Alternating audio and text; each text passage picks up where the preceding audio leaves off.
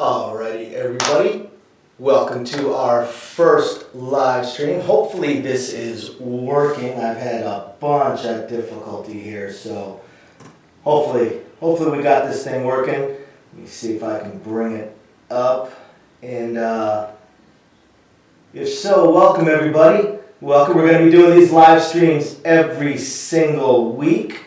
Once a month will be looks like it might actually be working. Let's see. Follow the link. And bunch of difficulty here. Yeah, it looks like we are finally working. So we're going to do this every single week. We will do probably so welcome everybody. We're going to do these live streams every single week. Once a month will be looks like it might actually be working. Let's see. Sorry about that. We'll be doing our craft tournament, something along those lines. But once a month, we're going to do our share. We're going to do this every single week. We will do probably just for the world. Crafts folks are doing fun, but not necessarily the greatest thing in the world. So for this particular live stream, we want to do autism. And I'm doing autism because it's something doing our craft tournament, something along those lines. But once a month, we're going to try to share these clips that are non-craft related. I have 5 minutes left, so if I start joining on too long, please let me know in the comments there, and I'll cut it off and move on to some fun. In the breaks in between, I'll go over the rest. So for this particular one, we're going to do the autism science donation for our charity autism. And I'm doing autism because it's something doing super chat, super stickers, and things like that. Once a month, we're going to try to see some clips that are non-autism science creation. And we know because we're still doing that don't look at trying to cure autism so much as they are just researching autism and this particular I'm going to do the autism science. Like I said, it's going to hear my heart for all of this. One of my son autism, the other is something that's super chat, super sticker. And as we've done more research into autism, especially high function autism, quite a few kids and 3 credit shots in college pointed out so much as they were researching on guys that came in and taking research and the autism science. Like I said, here's my heart problem. As we've done more research into a lot of science, I might actually show some of these sons. The thing is, with autism, it's extremely prevalent. 1 in 59 kids are somewhere on the spectrum. Now, Asperger's is also considered part of the autism spectrum disorder because the disorder spectrum covers such a wide range of ability. I might actually show some of these functional autism and functional science. It's pretty amazing what those people have gone through. Nobel Prize winners, silver Asperger's, there are wonderful actors, musicians, scientists. It's truly amazing, which is why there's been a little bit of a shift in a way of looking at it, where the term neurodivergence is starting to come into place. Now that does also now includes other things like ADHD, software, but they call it neurodivergence because it's more of a shift in how the mind works and the way people see things. And that actually enables, which is why there are higher spectrum way to be very successful. It's not something they struggle with is personal interaction, social nonsense, social social correct base. So about an hour later, there's a Facebook shift in how the mind works. And plus, laser focus, and ability to make eye contact. There's a number of different sizes. Those later on as interaction, discussing different things But yeah, autism is extremely prevalent. 1 in 59 males. They say males it's a 4 to 1 ratio to female, but they also researchers said it might be closer to 3 to 1. There's just a diagnosis. Despite what some people think, autism is not growing because it is not becoming more prevalent now than it was 50 years ago, 100 years ago. what has to become more public is our ability to notice it. Our ability to notice it, our ability to diagnose it. The high-functioning autistics, generally researchers have not being noticed, especially historically when we didn't have a lot of questions into it. They were more just considered problem children or children with issues, the word retarded. What has to be more popular is our ability to correct. But was used for generally for people that were autistic, obviously, and now as more awareness is coming into play, it helps to diagnose people more. Plus, on the high functioning side of it, autistic people that are on the higher end of the spectrum have a tendency to almost smooth out as they get older, and it kind of disappears. It doesn't disappear out of the brain. What disappears is the outward showing of it because they're very good at masking.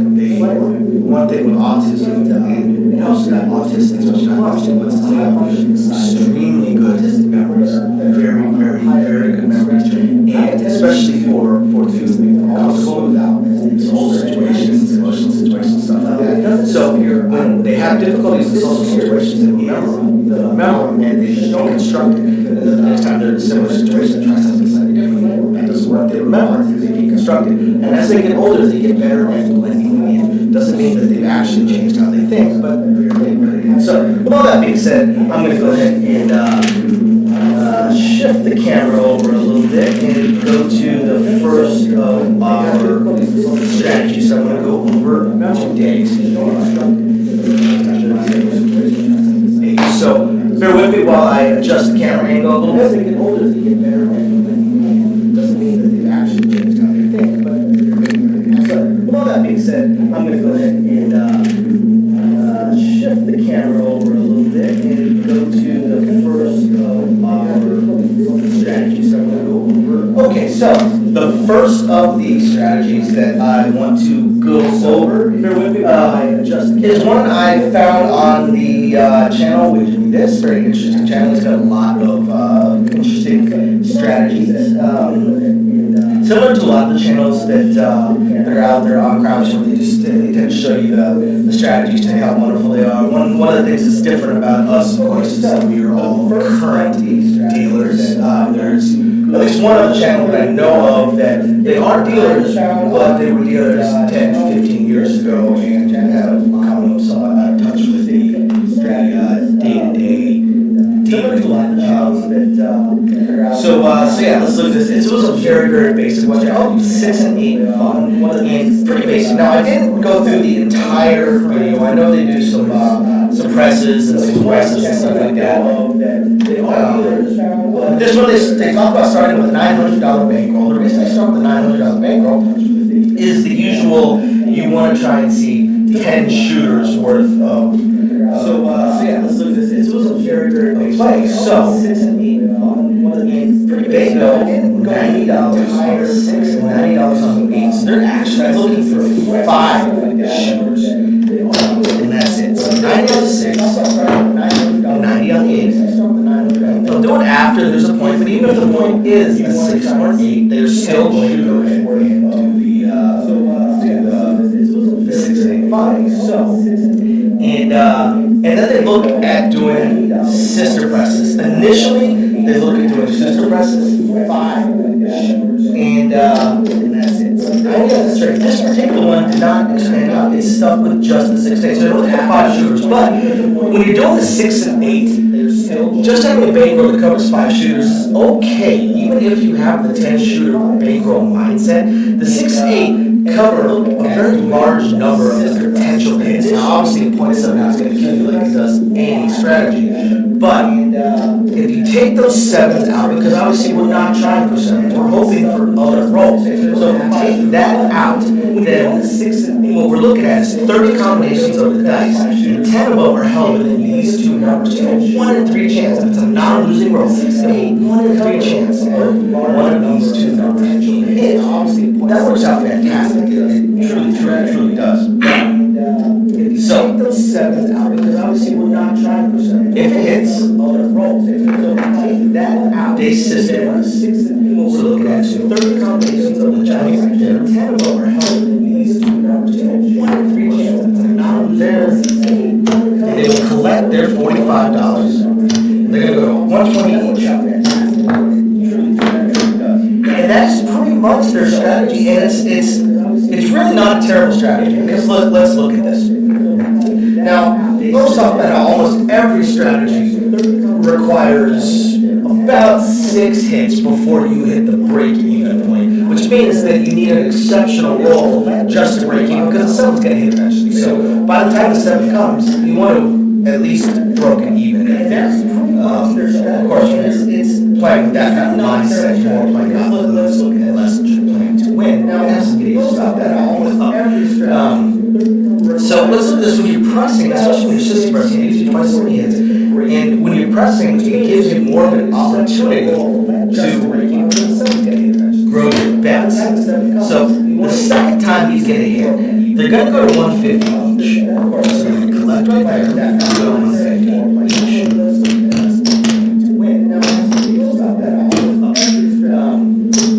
So let's look at this now. Let's look at the third hit. So the third hit is going to pay 180. I'm sorry, 175. They're going to go to 180 each. So the second time you get it, they're going to go to 150 each. Collect that price up to 180 each. Now, after 3 hits, they have $240 they put in their bankroll. And not 3 hits on one number, which we usually talk about how most strategies are looking to hit one number 5, 6, 7 times in order to make an acceptable amount, to hit what we call the exit strategy. Because most people don't have an exit strategy. Most people cast this 25, 30, 40, 240-minute rolls in their bankroll. And then they just keep on playing because they didn't put enough. With this one, after 3 hits of both numbers, not one number, 3 hits between the two numbers, you are, especially obviously we're not 7, 6, right? You are at $240, so you are already over the $180 that you had invested in the shoe. You already made a $60 profit. That's after 3 hits. Let's see what happens if we hit, say, 6 hits between the two numbers. Doesn't matter what 6 hits, 6 hits between the two numbers. So we're at $240 profit. Now, 180 is going to pay $210. And they're actually going to go to 210. We're at $240, so you are already over the $180 that you had invested. So that's after 4 hits. 4 hits between the two numbers. Let's see what happens if it's going to pay $245. 6 hits between the two numbers. So they're going to go to 240 between the two numbers. We're at $240. Now, 180 is going to pay $210. And they're actually going to go to 240 each. So you are already over 5 hits. Now, after the 6 hits, it's going to be $280. So that's after 4 hits. 4 hits between the two numbers. They're 240, which means they're going to go up to 270.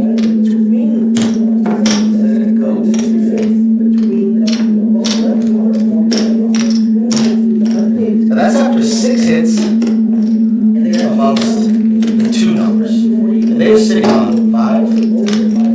Now after the 6 hits, $795 profit. They started off with a $900 bankroll. They have $795 in profit. That's actually kind of an exit strategy right there. That's an exit point. So already at this point, you have hit an area where you can exit out. You can walk away. You've made decent money. You're raised 190. You've made enough. 700. And that's after 6 hits amongst two different numbers. Whereas most strategies are looking for just one number and one number. That's a strategy right there. That's an exit. It could be any number. But you're looking for 6, 7 hits on any one number to really hit an acceptable exit point where you made enough to be willing to walk away. Because most people don't. Most people never make enough to be willing to walk away. And that's after 6 hits. So, yeah, this is actually a pretty cool little strategy. And pretty basic little strategy. It could be any number. You're looking for 6, 7 hits on any one number to really hit an acceptable exit point where you made enough to be willing to walk away. Because most people don't. Most people never make enough to be willing to walk away. Yeah. So, yeah.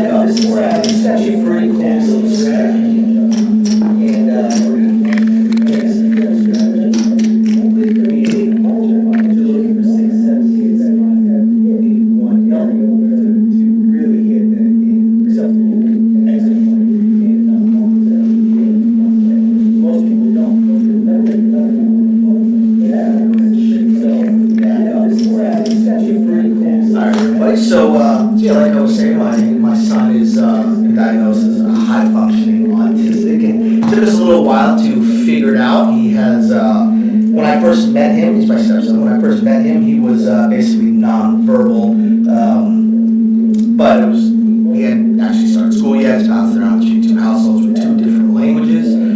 So after some time with the tutor, he caught up at an amazing level. He's actually beyond his age level, especially in mathematics. But then we saw some other signs that started to make us think that he might be somewhere on that spectrum. Now, before I talk about some famous people throughout history and modern times that are on the autism spectrum, talk about some of the signs of it. So we already talked about things like inability to notice social cues. And like I said, 1 in 59 males are somewhere on the spectrum.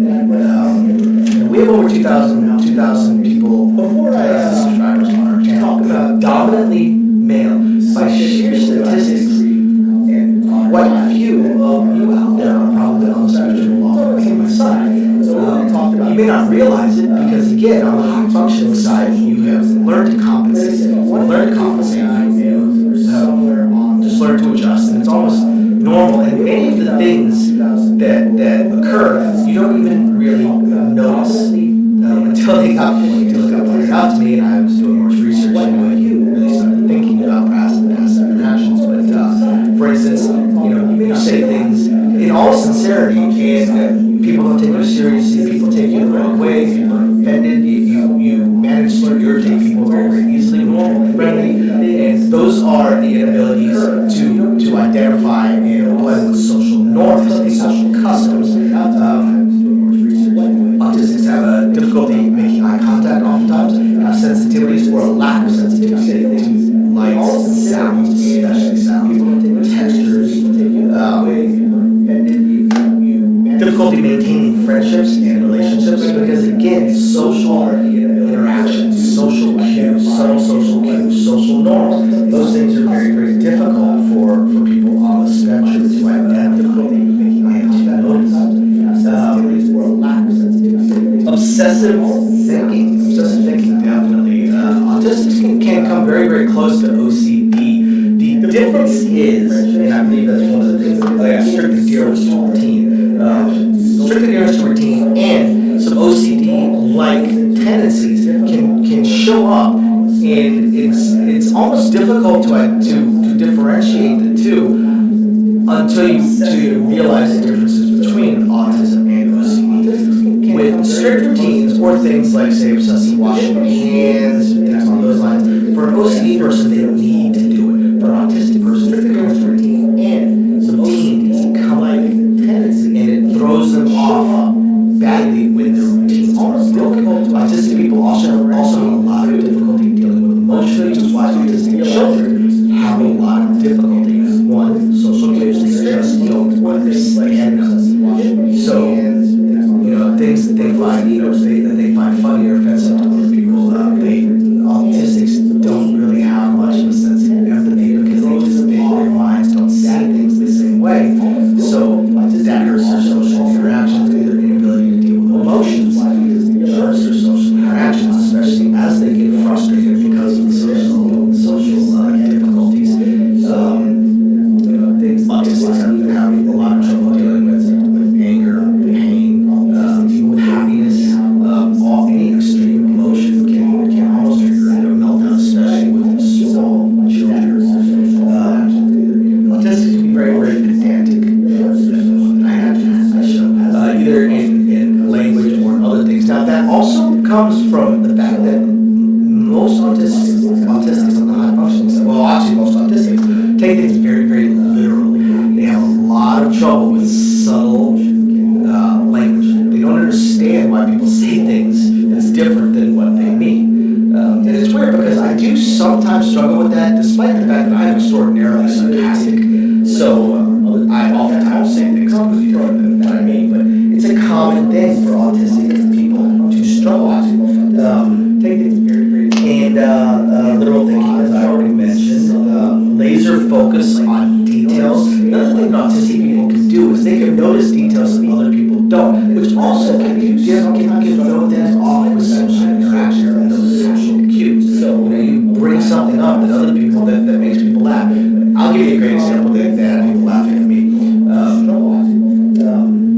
during the lockdown, I'm sitting in Fox on a crepes table. We are only, and at that time, masks were required. Certainly, tea tables and masks were required at all times. We allowed people to take their masks down to see if they could drink, but we would always have people that would want to stand there with a drink. We saw them out just so they could have something masked up and just stand there. And we would tell them, I'll give you a great guys, I got back away from the table if you're going to have a mask. I'm taking a drink, taking the world's longest drink during the back away from the table. And one time when they argued with me, without even thinking about it, because I should know better, without even thinking about it, when your mask is down for 2 minutes, and that actually got them all laughing at me, because it's a very pedantic thing to say. Who notices that stuff? And while I'm watching a craps game and all these players and watching the players around, all the payouts and all that, I noticed, what time she's taking the mask out. But that's the kind of thing that a lot of audiences should have, weird little details that you notice. In fact, even though I said I was going to talk about people in history that are autistic later on, one that I will mention, a fictional character that is very, very likely on the high end of the autistic spectrum, Sherlock Holmes. Sherlock Holmes, attention to detail, noticing odd little details that don't, difficulty maintaining social interaction, difficulty understanding social cues, notice all those very, very much. Repeated physical behaviors, also called stimming. You see, on the lower end, one of the flapping or rocking is very common. And when I talk about some of the famous figures throughout history and in modern times that are autistic, some of them actually show evidence of that with, say, a little bit of rocking back and forth or actions and stuff like that. Also flapping, which is doing like this. So kids do that because they're so overstimulated. They need to do that. But even little things, most people have some of these individual signs, but autistic have a majority of them are multiple ones, along with other neurodivergent things, ADHD, anxiety, depression. So some people might be tapping their fingers, while an autistic person might be leg syndrome, things like that. Lack of empathy. Now, there was a story I read in one of the books on autism that really covers this. 2 stories actually. An autistic child, high-functioning autistic child. Mother is in the kitchen changing the light bulb, and she slips and falls off the step stool and lands flat on her back. Now, we've all done that, so we know not to breath at you. It sucks.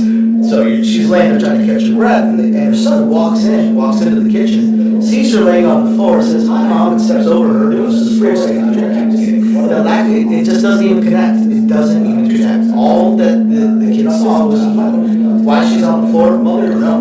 The kitchen changing the light bulb. Don't know. Really not curious. That's another thing too. That lack of empathy. That you sucks. So another one was a story. Was a father who was in the kitchen slipped while he was building something. I think his foot got caught. So he sprained or possibly broke his ankle, and his son started laughing. The mother was horrified, right? Because these are real stories. The mother was horrified. So why are you laughing at that? Your father hurt himself. And the child's answer was, "Papa's jumping around making funny faces." Again, neurodivergent. They see stories differently. They don't understand, and it takes time to learn that stuff and to understand. Autistics also tend to be very anxious about social situations. Some of the historical figures that I read about would do things like build separate staircases in their homes so they didn't have to interact with guests with servants. I can tell you that in my younger years, I certainly would do things like that when I would say rent a room in a house while I was going to college. I would shut myself in the house. I would only leave in and out of that room when people were home. Otherwise, I would just shut myself in. Autistics can seem very much historical figures that I didn't understand. And again, difficult with the social rules. Not so much the social cues, but the social rules. Autistics might tend to talk over people because they don't understand. Might tend to be rougher because they don't understand that there are rules to those. So they also have a lot of difficulty with back and forth conversations. They tend to either ramble on or just shut up. Autistics, they just don't understand that they're supposed to have something else to say. So with that being said, my next little clip, I'm going to talk about some famous people in history that have autism. But let's go on to the next strategy that I want to go over. So let me go ahead and shift the camera back down, and then I'm going to check the comments real quick. Drag my vape, so give it about 1 minute, and then we'll keep going.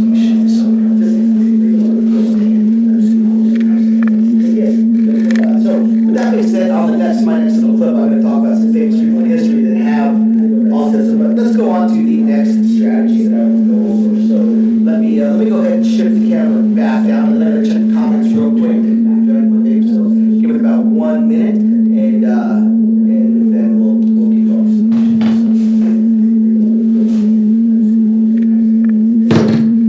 So with that being said, my next little clip, I'm going to talk about some famous people in history that have autism. But let's go on to the next strategy that I will go over. So let me go ahead and shift the camera back down, and then I'm going to check the comments real quick. So give it about 1 minute, and then we'll keep going.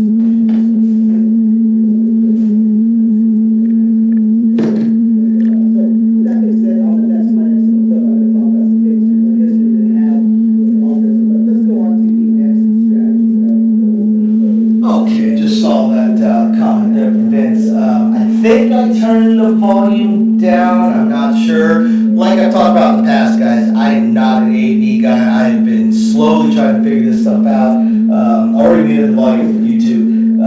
As far as the screen display, I have not been able to figure out through the menu on this camera how to get that off of there. Sorry, guys. Hopefully I get that figured out eventually, but again, I'm working 40 hours a week, 30 hours a week on this channel, and I have a small child with autism. So, do the best I can to figure this stuff out, guys. Alright, let me know if that volume is still too high, if that didn't work. I think I got it turned down, but I can't say it.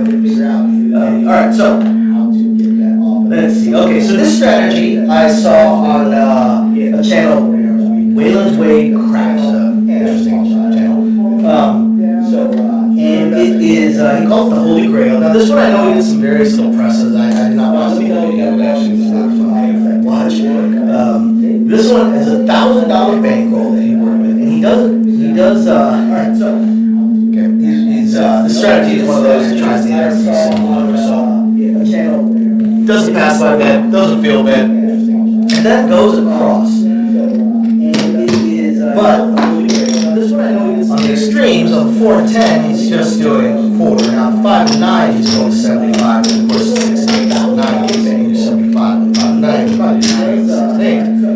And from here, he just does presses. He just presses it up, and at a certain point, he regresses it down. And it's an interesting strategy. It's a very expensive strategy, especially off of a $1,000 base.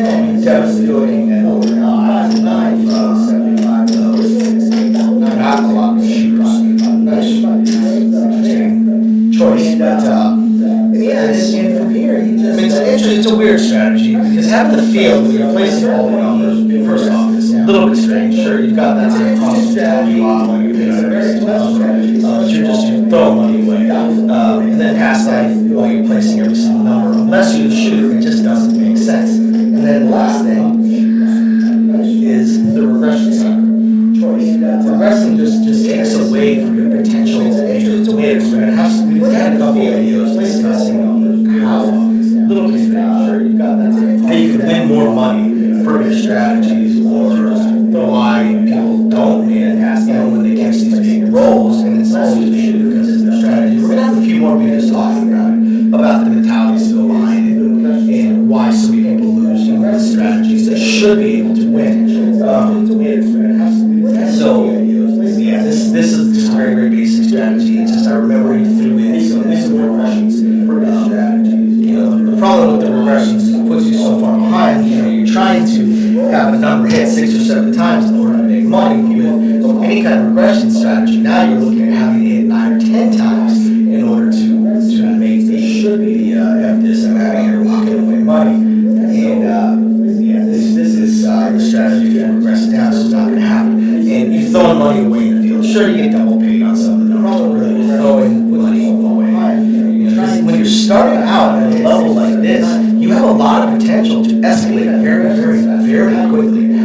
Let me take this field out and let's take a look, and let's just use the most common ones, the 6 and 8. Okay, let's look at what happens if you hit him 5 times, you hit a 6 5 times, and just do a mid-press strategy, just a nice, simple mid-press strategy. So the first time around, press it up to 150.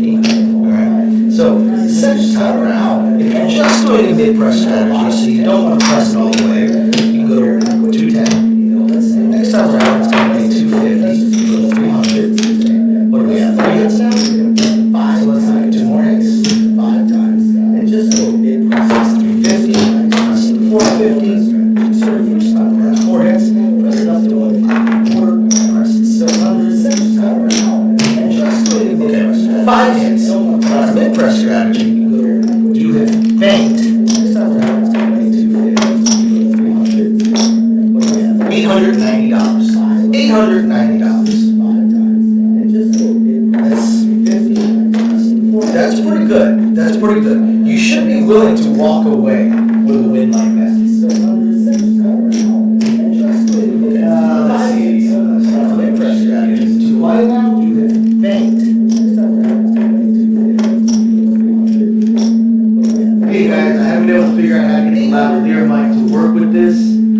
so I'm having to use the audio that is in. That's pretty good. So you should be willing to walk away. So yeah, eventually I'll be able to do the thing now, but unfortunately, still not been able to.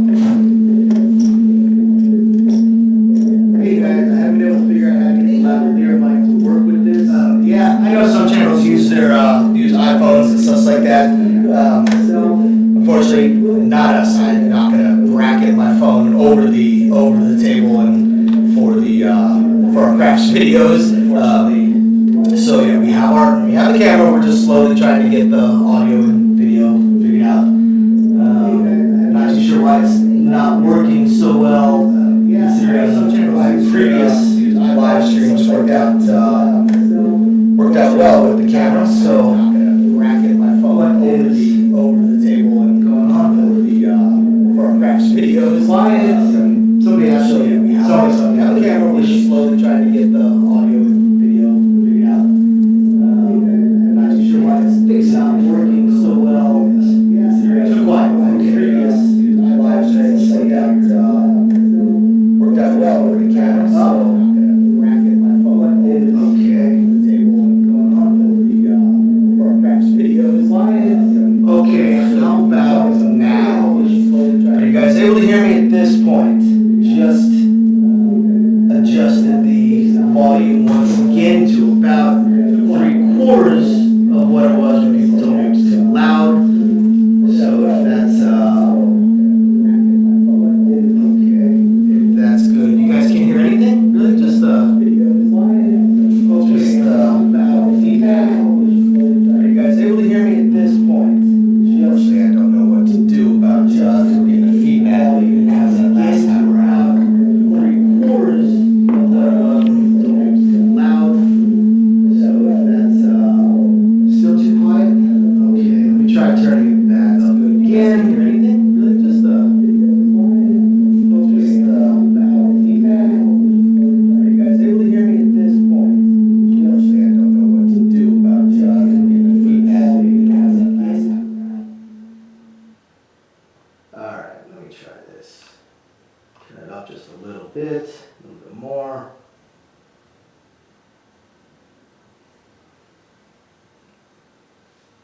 Anything there now, guys?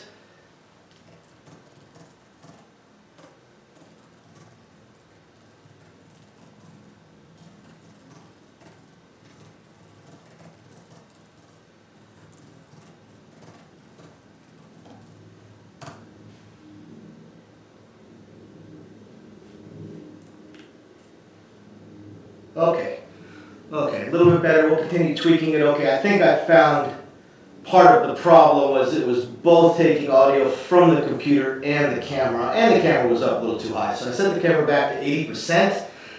Camera's down to 80% on the volume, and I turned the computer audio completely off. So hopefully that helps.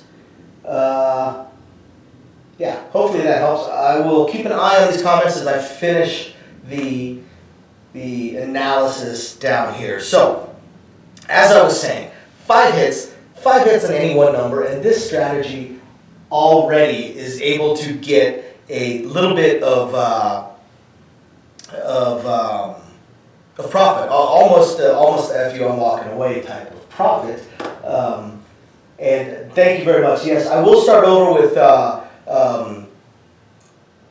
Actually, on the comments, please let me know if you guys are able to catch the stuff that I was talking about as far as the charity and autism. I'll start over on that if necessary. If not, I'll just continue going on to the next section. Yeah, unfortunately, echoing is going to happen in the garage until I can figure out how to get the lavalier mic working with this camera. And the 2 times I've tried, you guys got double volume, which was bad. Although I may have an idea on that now. I'll give that a try again later. So yeah, let me know what you guys have been able to hear at this point. If you need me to start completely over on the charity and stuff. So as we showed, 5 hits on the 6 gets pretty close to F this, I'm out of here money. So now let me look at the 8, and let's figure out a little bit of a regression and see what happens on those 5 hits. So we'll still do a mid press, but we'll do the 2 hits, we'll do the mid press up, and then regress down. Okay, so the first hit, and then the second hit, they regress down. That's 2 hits. So the third hit, they're going to collect 23, go up to 42, because again, they do this in a mid-press situation. So fourth hit, they go to 60, and fifth hit, they go to 90. So, same number of hits, regression strategist has made $434. Not exactly walking away money, especially if you're already down a little bit. Whereas the mid-presser that doesn't regress had $890. That is definitely approaching the walking away point. Now, you've got those regressors that say, well, you know, I get to see more shooters because it's a free bet at a certain point. I've had people point out that when I mention that, you know, every strategy is looking for one individual number to hit 6 or 7 times, and they point out, well, you know, that's super, super, super rare. Well, yeah, no kidding, that's super, super, super rare. You're not going to win on 5-minute rolls. This is not going to happen. All that I see people with strategies based on that do is just play for 6 hours before they lose all their money. You need to catch that rare roll. And that 6 or 7 hits is rare. It's uncommon. I will call it uncommon, not rare. If you've ever played craps on a repeater table, one that has the repeater side bet, you need 6 hits of a 6 or 6 hits of an 8 to get paid. It pays 90 once. If you bet $1 on it, you get paid $90. When I worked at a place that had the repeater bet, I can't tell you how many times a day we were paying it out. A day, a shift. How many times a shift we were paying it out. So it happens. It's rare. It's uncommon, but it's not rare for 6 hits. All right, or 5 on 5, 9, 4 on 4, and 10. When you start adding a couple more hits, it gets more and more rare. So the regression strategists that need those extra 2 to 3 hits to make the exact same amount of money as a mid-presser, or that extra 10 hits to make the same amount, or 50 hits to make the same amount of money as a power presser, it's 10 times harder. 10 times harder, 10 times less likely. That's why regression strategists very, very, very rarely walk away when they catch a 20-minute roll, because they didn't make enough to walk away. Because you got to remember with your strategy, you were probably behind by the time you hit that great roll.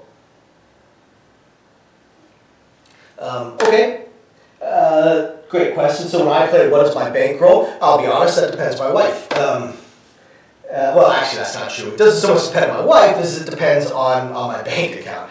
I honestly don't play all that often. Dice dealers don't play craps a lot. It's our favorite game for the most part. For most craps dealers, it is absolutely our favorite game. But we tend to only play it 2, 3, maybe 4 times a year. The reason for that is because, as we've covered in the how do dealers play when they go out kind of thing, dice players are not going to look to be grinders and fleas. We're not looking to stand on the table for 5 hours with some strategy that's just designed to not lose.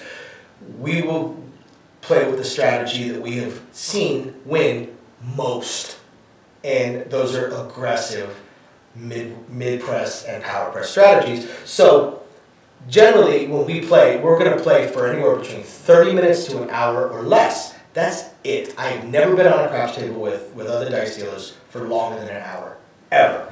We either walk away with all the chips or we walk away with none of the chips. That is our general kind of rule of thumb and way of playing. We don't look at trying to grind it out. I have a friend of mine that he went with an $800 bankroll and was down to next to nothing and ended up walking away with, I think, $5,000. He only caught a 20-minute roll. Caught a 20-minute roll, made $5,000. And he was on a $10 minimum bet table, I believe. He started with 160 across. I think he was at his last 160 across.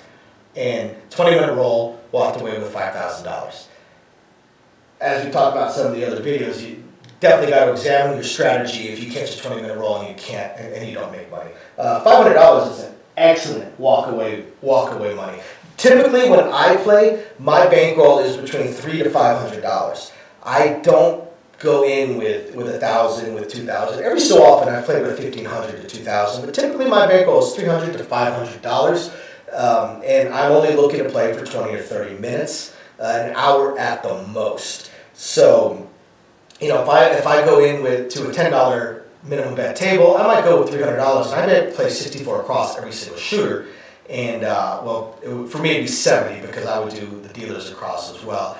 And then see what happens. I would power press. I would power press at first, probably switch to a mid press somewhere between the green, 25-30, depending on the number, and the 125-150 mark. I'd probably do a couple of mid presses there to collect a few blacks, and then I'd go right back into a power press. And yes, the $500 would definitely be a walking away thing for me. But for me, I don't actually walk away based on my bankroll. I actually walk away based on the roll. If I catch a 20-minute or longer roll, I am absolutely going to walk away within 1 to 2 shooters afterwards. Most of the time, I'll color up right away because I know you're not going to catch another 20. You're not going to catch back-to-back 20-minute rolls, especially if I catch a 30 or 40-minute roll. There's no way I'm catching another 30 or 40-minute roll. It's just not happening. I might see if the next shooter might give me at least 10 minutes, but then after that, I'm going to color up. I'm going to color up and go, guaranteed. So I tend to play, because I don't actually count my money on the table.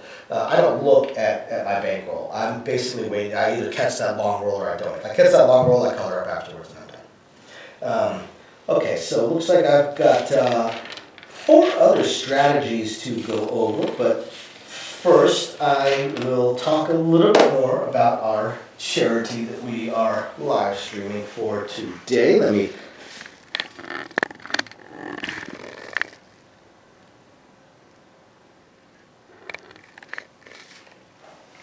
adjust that camera. Give me 1 second. I gotta grab something to drink. Right back.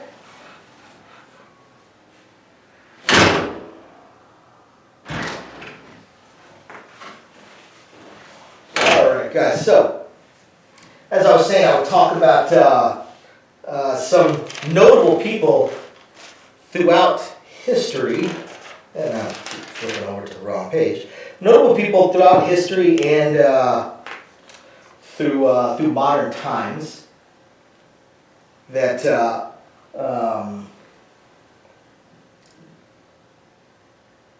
sorry guys, I gotta refill my vape here. And I apologize if this is kind of noisy for you guys, but yeah, I gotta vape every so often. So some notable people throughout history and modern times that are autistic or highly likely to be autistic. I've got a second list that are likely but unconfirmed, either undiagnosed, and some of the highly likely ones are also undiagnosed. But most of this list I'm about to go over were diagnosed or considered extremely likely based on research. Dan Aykroyd. Dan Aykroyd is diagnosed with Asperger's, which is now on the high functioning side of autism. Originally, it was considered a separate disorder, because autism and Asperger's were researched and discovered, quote unquote, pretty much at the same time, just different areas. So for a while they were considered separate, but more research was done and they kind of blended together because they realized that they were the same thing. Just Asperger's is very much on the high functioning side. There's no nonverbal Asperger's people. So Asperger's is simply on the high functioning side of the autism spectrum disorder and falls within a narrow range of certain symptoms fall under the Asperger's. And Dan Aykroyd, very much so. He's even said that he actually used his experiences with autism to help shape his character for Ghostbusters, which, if you think about it afterwards, it kind of makes sense. Charles Darwin, extremely famous scientist. Researchers are almost positive that he was autistic. Paul Dirac, he's a physicist. High functioning autistic. Albert Einstein. This is one I would have guessed, very much so. Albert Einstein. This one, of course, there's no diagnosis for. They have to go off of research and kind of guesswork, almost like a psychological autopsy of historical records, but it does make sense. He had major difficulties maintaining relationships, major difficulties with people and social interactions and social situations. One interesting thing with autistics, high functioning autistics too, when there's social anxieties and difficulties with social interactions, some of the more historical rich ones would do things to avoid their servants and stuff like that, but some would, a lot of autistics are much more comfortable visually and through writing. So some actually did almost all their communications in writing, which is why a lot of the ones that are assumed to have been autistic are writers. Emily Dickinson. Emily Dickinson is assumed, is guessed to have been a high functioning autistic. Bobby Fischer. That's actually almost kind of obvious when you think about it. Daryl Hannah. That one I would not have guessed, and she is diagnosed. She openly talks about it and tries to raise awareness for it. But I definitely would not have guessed that. Barbara McClintock, she's a Nobel Prize-winning geneticist and high-functioning autistic. Diagnosed, of course. Mozart, that's another one that, you can probably guess that one. Let's see here. Isaac Newton. Here's something that you notice as I'm listing off some of these people. Nikola Tesla, Elon Musk, who is diagnosed, Anthony Hopkins, and Dr. Vernon Smith, who's a Nobel Prize-winning economist. Just in this short list, 2 Nobel Prize winners, Mozart, Tesla, Isaac Newton, Albert Einstein, Charles Darwin. That's why when I was choosing the charity that any donations you guys make will go towards, I chose one that is focused on the science of autism and not on trying to cure autism. There's a few that were founded in the last 10 to 15 years or less that their focus is on curing autism. And as the mentality has shifted on it, and they started going with calling it neurodivergent, especially on the high functioning end. Obviously on the nonverbal lower functioning end of it, we definitely need a lot more research into how to help and hopefully how to help through early childhood in raising their functioning level up to be able to function within society. But on the higher end, while we may have difficulty functioning within certain social situations, what you'll notice, a lot of these people that I mentioned, that I've named off as autistic throughout history or modern times, did amazing things to shape the world that we are in. Isaac Newton is almost the grandfather of physics. Barbara McClintock, Nobel Prize-winning geneticist.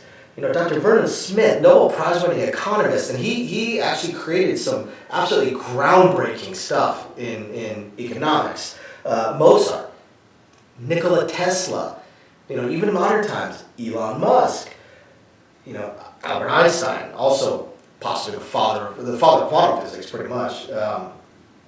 These people have shaped the world. They've changed the world. Do we really need to cure that kind of mind? I don't think so. I think we need to understand it more.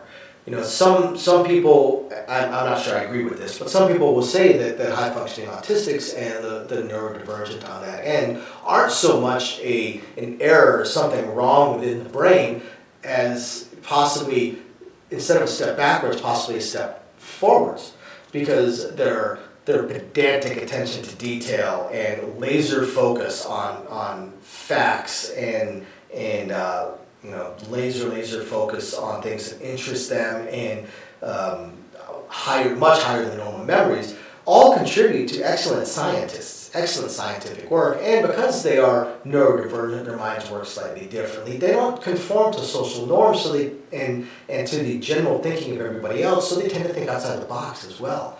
I chose the Autism Science Foundation because they're not trying to cure autism. They're just trying to understand it more, and trying to help the people that need the help. But on the high functioning end, I wouldn't say we need the help that much. I mean, certainly we could use a little bit of help in social situations. There's a reason that I was in my mid-40s before I ever got married. and definitely has to do with how my mind works and how I interact with people. But that is a list of some of the people in modern days and in history that are either confirmed and diagnosed autistic or very likely autistic. Because again, 1 in 59 males and a 3-to-1 ratio male to female, so about 1 in 160 females are somewhere on the ASD spectrum. That's a lot of people. Again, I have 2,000 subscribers. There's quite a few of you out there that are probably on the spectrum. You just may not realize it, just like I did not realize it until very, very recently. Because to me, all these issues that I have were just normal, or I just didn't quite fit in, or I was just a little bit different. And at a certain point, I just embraced it, and okay, if I'm going to be different, or people are going to make fun of me, then I'm just going to be that asshole. I hate to say it, but that's kind of how it was for the longest time. Next, the next little clip, I'm going to talk about some of the famous people throughout history and modern times that are likely to be or have been autistic, but there's some controversy, some disagreement on it, or they've just never been diagnosed. But let's go to the next couple of strategies that I wanted to feature. Let me adjust the camera back down.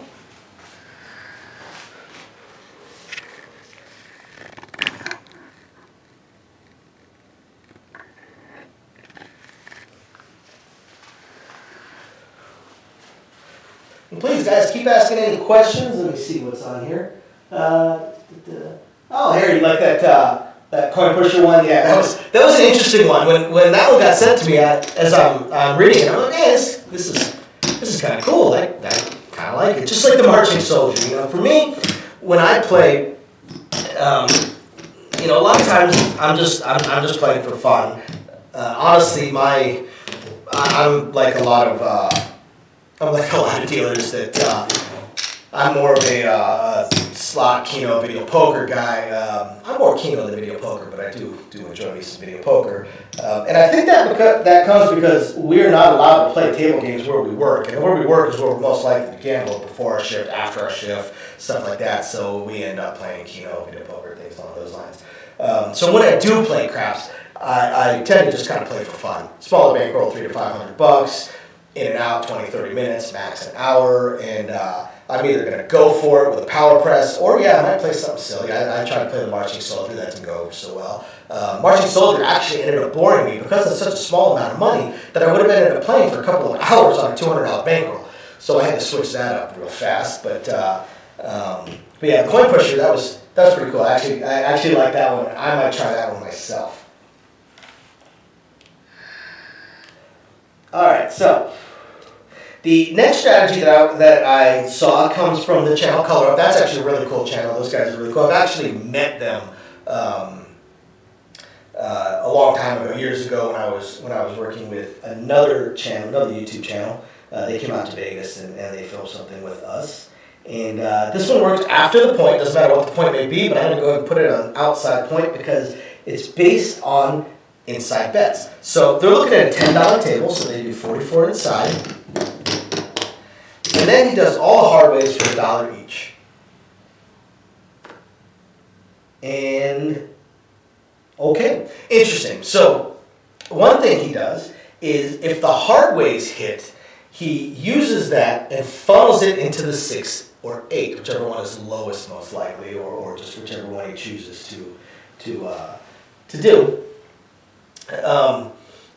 And then from there, outside of that, within the numbers themselves, he does almost a power press. He's not going to throw more money in, but he is going to press as much as he can, as fast as he can, to try and get himself up into the green. Try and get himself to 110 inside.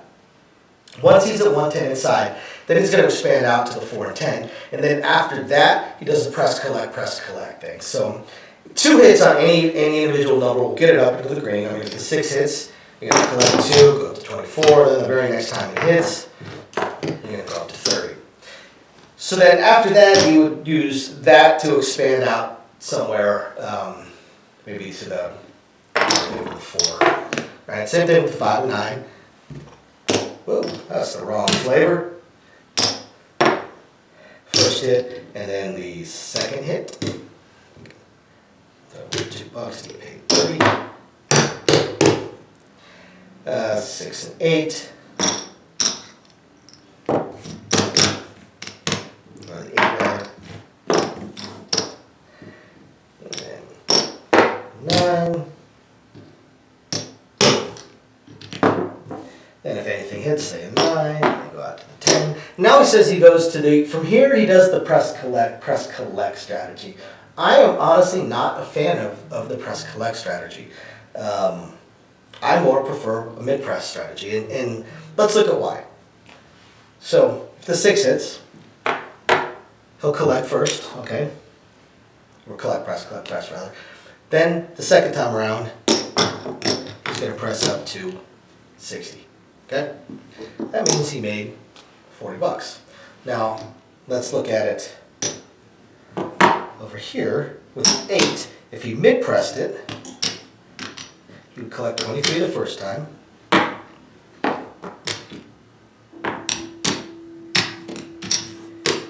Now, after 2 hits of the number, you've got $54 versus 40. That's why I don't like collect, press, collect, press. Mid-press is just going to pay you a little bit better over time. You know, let's look at 2 more hits of this to get an idea of the differences here. So 2 more hits, so which means that the next hit here would be a collect, so we'll just pay 75 for 5. And then after that, press. Okay. Now let's look over here. First hit, mid-press it up to 90. And then the second hit, go to 120. So you're at the same level. Both of them are at 120.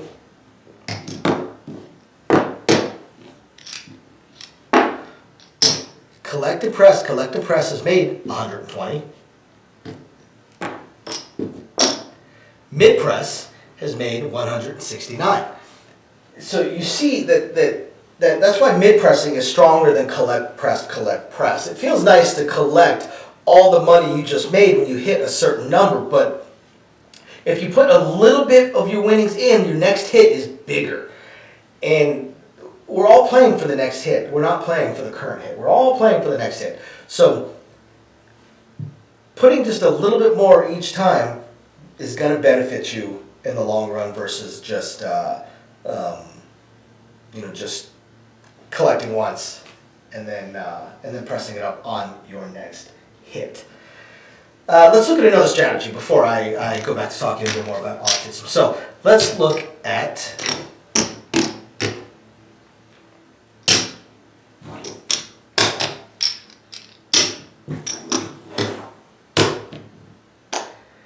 this one comes from Let It Roll, and they start with a $1,000 bankroll, and they call it the 155 Easy Strategy. Oh, I remember this one. Okay.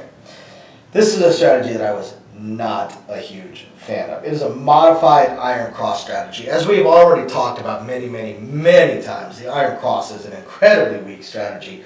So I'm actually going to skip this one and go to the next one that I had.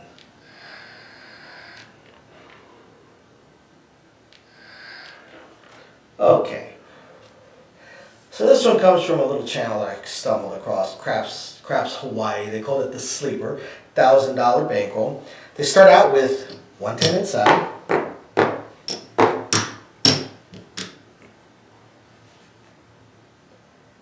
And their goal is to get the 5 and 9 up to blacks. The 5 and 9, not all of them, just the 5 and 9. Excuse me, just grab a quick drink. So looking to try and get the 5 and 9 up to blacks as quick as possible. If anything hits, one thing they talk about, they throw in $1. They throw in $1. And let me break this down. They go to the 6 and 8, they go to 36 action. That's what they throw the dollar for. They bring the rest of it down, and they use it to press the 5 and 9 up to 40 each. All right, 40 is an interesting spot because they talk about how they want to get to black as fast as they can. I'm a little bit curious at why they did 40 and rack $30 back up into their rack, because if a 5 or 9 hits, they can't get to 100. They're short. They get paid $56. They have $40. They have $96. They're $4 short of getting to that black that they talk about wanting to get to. So, if it were me, I wouldn't pull back 30 if I was going to regress down. I'd pull back 20, bring both of these up to 45. That is just enough, because 45 will pay you 63. That is just enough to get you to a black. So one hit on 6 and 8, one hit on either the 6 or 8, press out the 5 and 9 up to $45 each, and then either one of them hits, you get them up to a black. I like it. Then for the blacks, I'm assuming they're just going to same bet. I actually like this. I definitely like this. I like these simple little strategies that have small goals and specific numbers trying to hit. Yeah, this is good. This is a fun little strategy. It's a nice little strategy. As you guys know, I prefer to play all the numbers, but there's absolutely nothing wrong with this. In fact, if I do play, I'm going to play if I don't play all the numbers, I'm going to play the insides. Although I would never regress, and the 6 and 8 tend to be the more likely focuses for me. So, alrighty. I want to go ahead and talk real quick on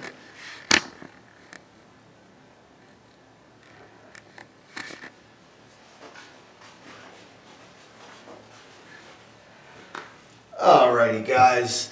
I keep forgetting to move that back over. Alright, guys.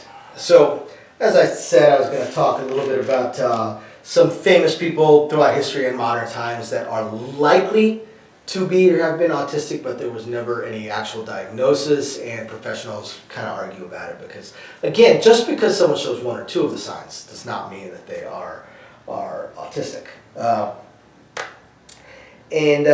Hans Christian Andersen, there's some debate, and mostly for that one they used the subjects and style of his writing more as the basis for their guess on whether or not he was on the spectrum. Same thing with Tim Burton. Tim Burton, there's some disagreement on whether or not he is on the spectrum. And again, it's kind of based off some of his social interactions and then his work and the type of work.